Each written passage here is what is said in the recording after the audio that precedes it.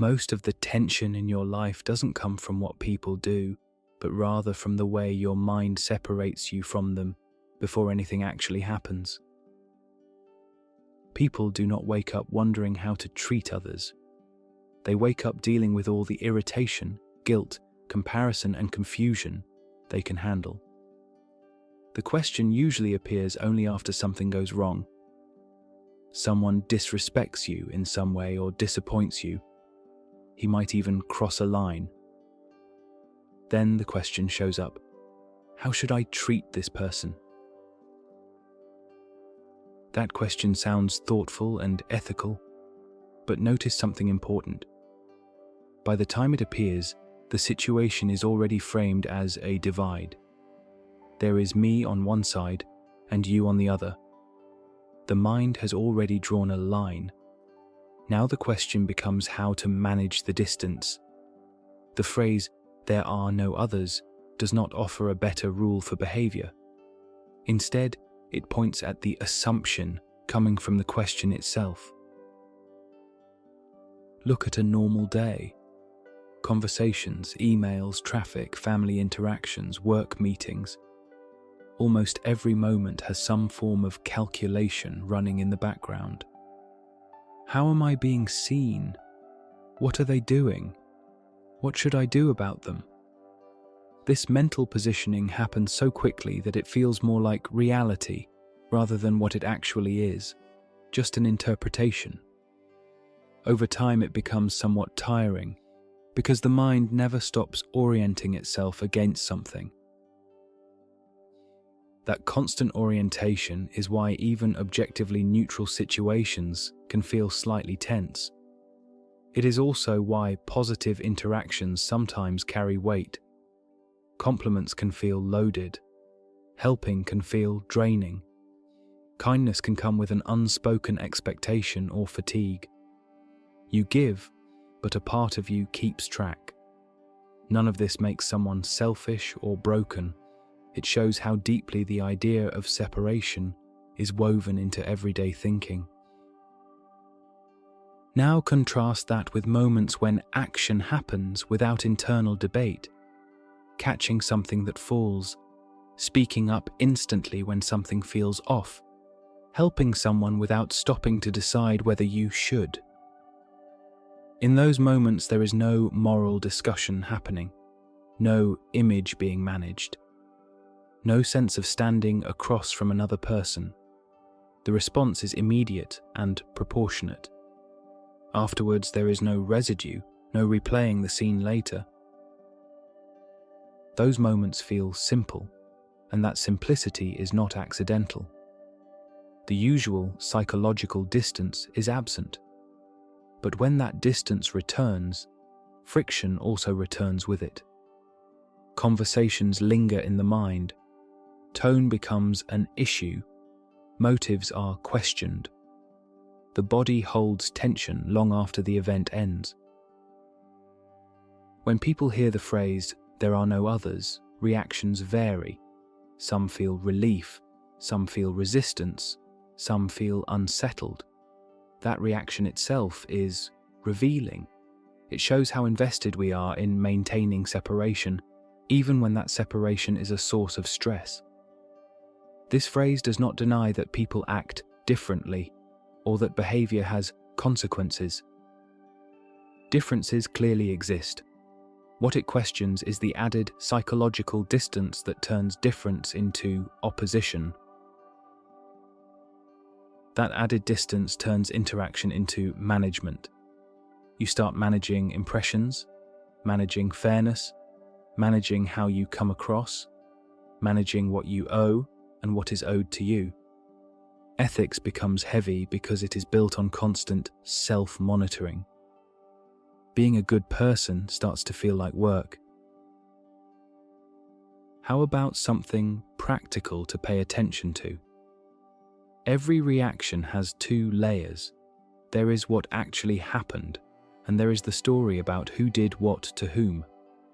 The event itself may require action. The story inflames it.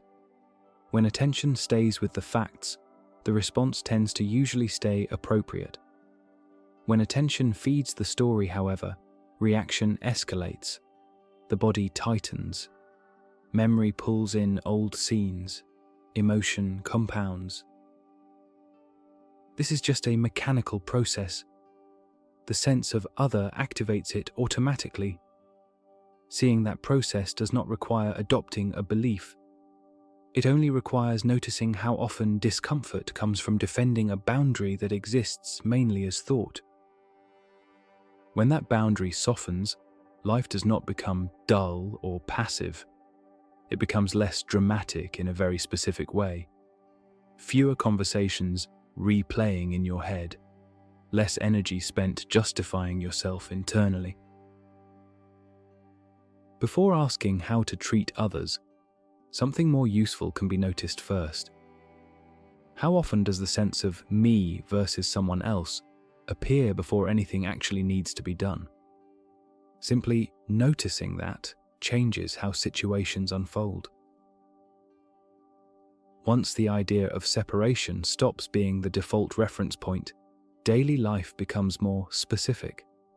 Situations stand out more clearly because they are no longer buried under personal interpretation.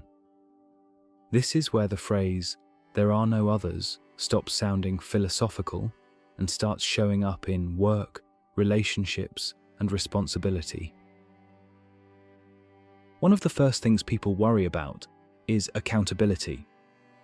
If there are no others, who is responsible for what? In practice, responsibility becomes easier to locate. Instead of carrying a general sense of guilt or obligation, attention goes straight to what needs to be addressed. A problem at work does not become a referendum on your worth or someone else's competence. It becomes just what it is, another task to solve. Action happens faster because there is less emotional noise. This is especially noticeable with boundaries. When boundaries are personal, they are often delayed or distorted. You hesitate because you do not want to be seen a certain way. You explain too much or justify yourself internally. Sometimes you hold back until frustration spills over. When the situation is not framed as you versus someone else, boundaries become simpler. You say what needs to be said. You stop what needs to stop. The message is clear because it is not padded with self-protection. This does not mean boundaries disappear. It means they stop carrying extra charge. A clear no does not need to sound harsh. A firm decision does not require emotional force. The situation dictates the response, not your image inside it. Disagreement also changes shape. Most disagreements escalate because they feel personal long before they need to. The body reacts as if something important is under threat. Tone sharpens, listening narrows. When the sense of separation loosens, disagreement becomes workable. You still have a position, you still speak directly, but the nervous system is not busy defending an identity. That makes it easier to hear what is actually being said and to adjust when adjustment makes sense.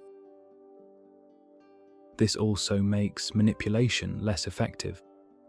Guilt, flattery, and pressure rely on a strong sense of personal positioning. When that positioning weakens, those tactics lose traction. You respond to the content rather than the emotional pull. A crucial point needs to be clear here. Harm is not denied. People can hurt each other. Actions have consequences. What changes is how harm is processed. Instead of immediately constructing a narrative about villains and victims, attention stays with facts. What happened? What impact occurred? What needs to change now? This often leads to more decisive action, not less. Protection does not require hostility. Correction does not require dehumanizing someone. In long-term relationships, this clarity is especially important. Many conflicts persist because they are buried under moral language or spiritual ideas. When separation is not the lens, avoidance becomes harder. Reality comes forward. That can be uncomfortable, but it is also resolving. Compassion also becomes less dramatic and more functional. You do not need to feel a certain way to respond appropriately. Sometimes compassion looks like help. Sometimes it looks like refusal. Sometimes it looks like letting consequences unfold without interference. All of these responses can come from clarity rather than sentiment. This reduces exhaustion. Emotional burnout often comes from trying to maintain a self-image while managing everyone else's reactions. When that effort falls away, energy frees up. You do what is needed without carrying it longer than necessary. Work life provides a clear example. Much of workplace stress comes from comparison and visibility. Who is doing better? Who is being judged? Who is getting credit? When separation is less dominant, focus improves. You care about quality, but you are less reactive to praise or criticism. This often improves performance because attention stays on the work rather than on how the work reflects on you. You also stop overcompensating. You do your part without trying to manage how others should perceive it. That makes collaboration smoother and conflict shorter. None of this requires adopting a belief or repeating a phrase to yourself. The phrase, "there are no others," is not meant to be applied during conflict like a tool. It points attention back to how much tension comes from assuming separation before it is actually needed.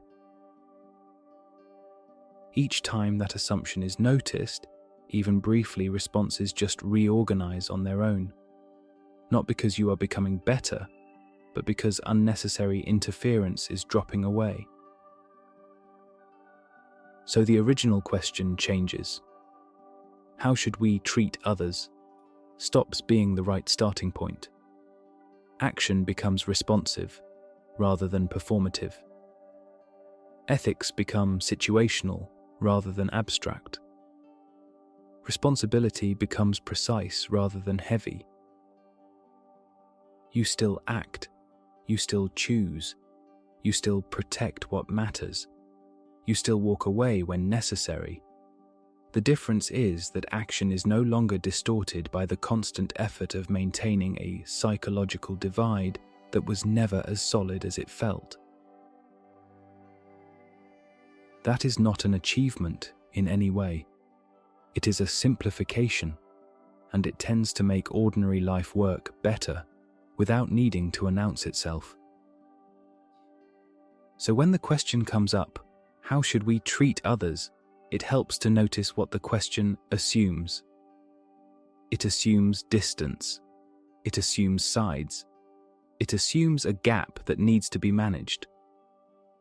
The phrase, "there are no others," is not meant to replace one rule with a better rule. It points attention back to the moment before the divide appears. When that divide is not taken for granted, action becomes simpler. You respond to what is happening instead of to who you think you are in relation to someone else. Boundaries happen without build-up. Responsibility becomes clear without weight. Care shows up without performance. Life does not become vague or idealized. It becomes more precise. You still act, you still choose, you still deal with consequences. The difference is that much of the unnecessary tension falls away because it was never required by the situation itself. In that sense, the answer is not a philosophy and not a technique.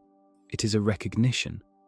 When separation is no longer the starting point, how to treat others stops being a problem that needs solving and starts resolving itself quietly, in the way you already respond when nothing extra gets in the way. So, did any of the things said here feel like they were true for you? If so, then you might feel like looking a little further into it. For that purpose, we have put together a digital retreat that is built to bring you into direct contact with the clarity that's here and has been here your entire life. Through carefully designed meditations, teachings, and simple pointers that remove the unnecessary effort around this whole subject, you will find what's real and what isn't. If that sounds like something worth exploring, the link is in the description. And if you prefer to listen to our videos with or without music, you can find them on Patreon.